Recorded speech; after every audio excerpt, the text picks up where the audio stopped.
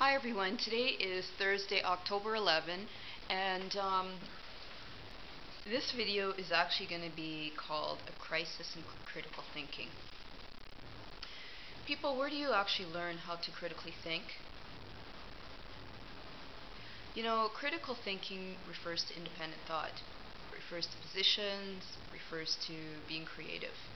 Now, I'm not getting hard on our community, but you know, I've read all kinds of stuff related to friggin' eugenics and all these discourses related to binaries of black and white and up and down and woman, man, and you know, all this kind of nonsense related to creating separation, division, etc. You know, one of the things that I've been actually exploring is something called the pathological of whiteness. And black feminism actually from the USA talks about this in terms of both individual and systemic impacts related to colonization. Now, when we also talk about the supremacy of whiteness, we also have to look at the internalization of the supremacy of whiteness. And this we see is in, for example, people of color who decide it's funny to exploit not only the white community, but also the ethical people of color community. So we have to actually get after these, I call them defective genetics. We have to say, you know what, who the fuck are these people? You know, number one, they know better, but they choose not to do better. So that's an infraction. And then second, if they're choosing not to do better, then you know what, how do we actually address their disproportionate related to a lot of things? You know, people, critical thinking means be creative, independent thought, take a position that's informed, but also question that position, question yourself, question, where am I getting these ideas from? Okay, let me go here, let me go here, let me go here, but also put your position into things.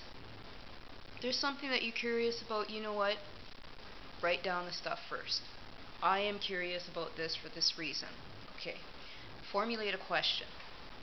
Oh, I'd like to know how to grow blueberries.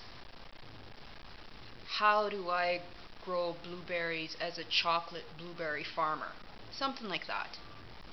And then what you do is you actually explore what's out there. Go to different sources.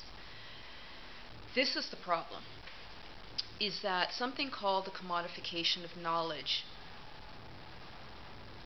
has created a lot of problems with respect to information sharing. So how you get around this is, for example, the internet is a great way to actually connect with people that I shouldn't say connect with people, but connect with ideas. But also the information or the internet can be very problematic if you don't connect those ideas to, for example, going to a university library. Get a membership at your local university library. Just say, hey, how do I get a membership? And you know what? Play with what they have there. And then, you know what, you go back to the internet, you see some things. And then some things in the university library, for example, may be not accessible. So then that's where the internet comes into place, where, for example, people will just, you know, scan like documents or, you know, just put their little position papers up and stuff. You know, they have them in different forms, such as websites or blogs or whatever. So, you know what, we have to begin to question this thing called no questioning. And then from that, we have to say, okay, you know what? Every time we hear something that tells us not to question, that's exactly something we're going to question. Because you know what? You question everything all the time. You should. A crisis in critical thinking. I'd like to hear your thoughts. Thanks for watching.